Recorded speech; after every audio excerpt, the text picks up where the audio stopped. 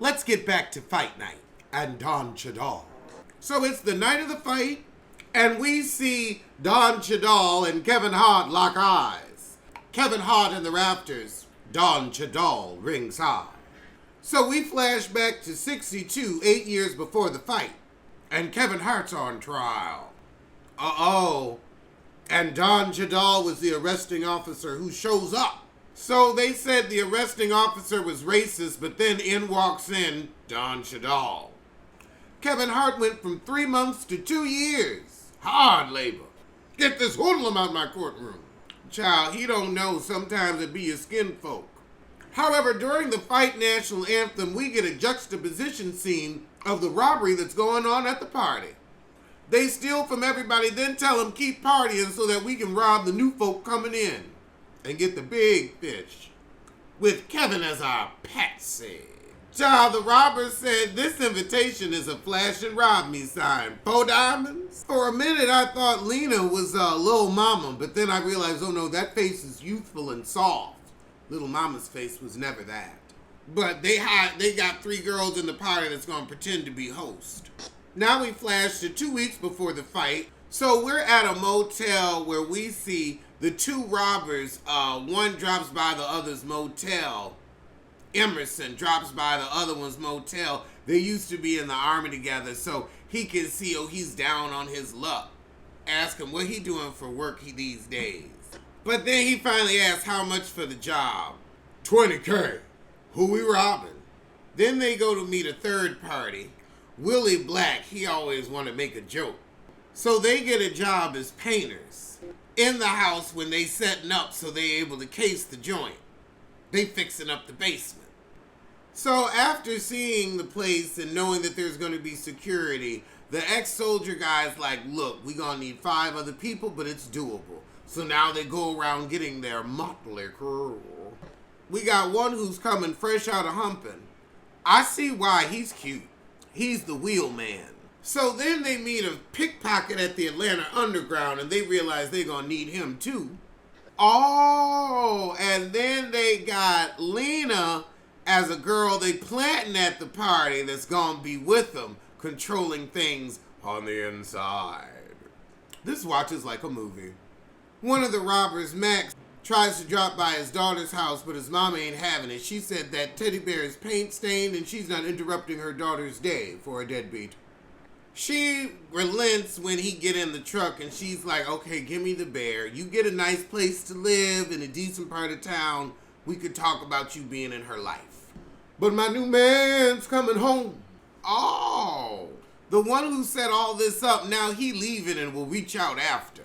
He's heading to LaGuardia. So we get to the night of the robbery finally.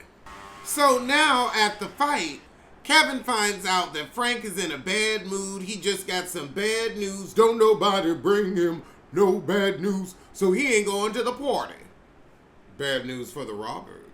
Kevin said, oh, well, a land deal blocked by zoning and development, maybe his silver-tongued Silas can smooth it out.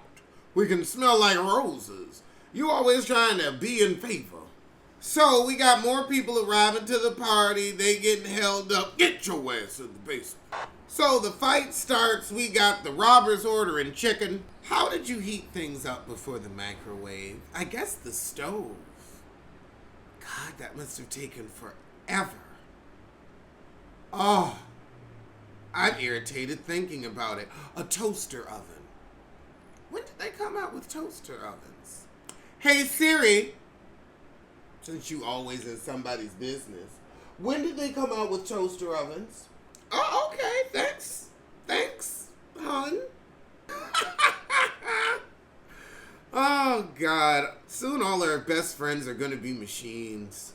Kevin, however, is still scheming on how to get Frank to the party. He sees the senator and it's like, maybe he can help.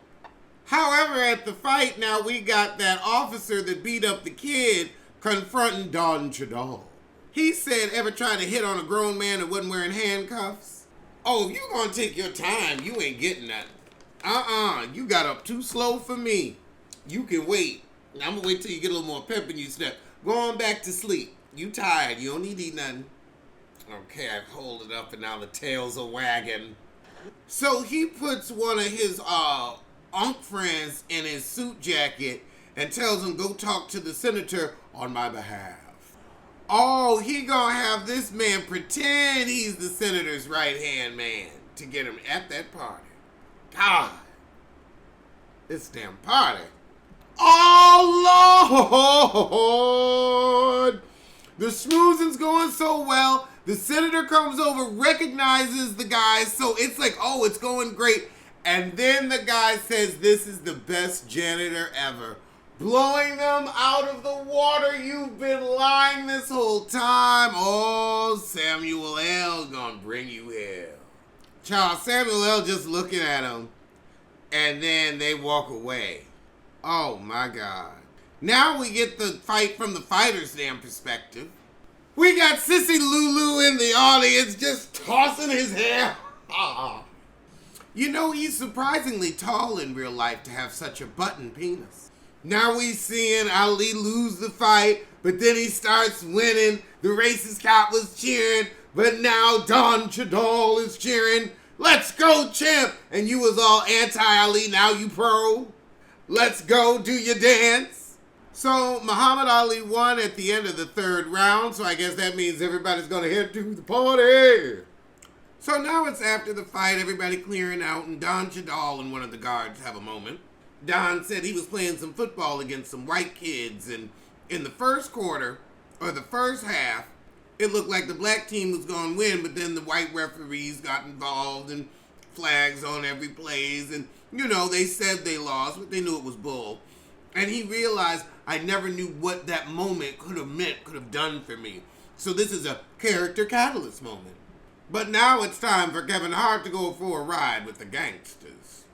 And he on his, but please, let me say. Oh, and Hobby right next to us.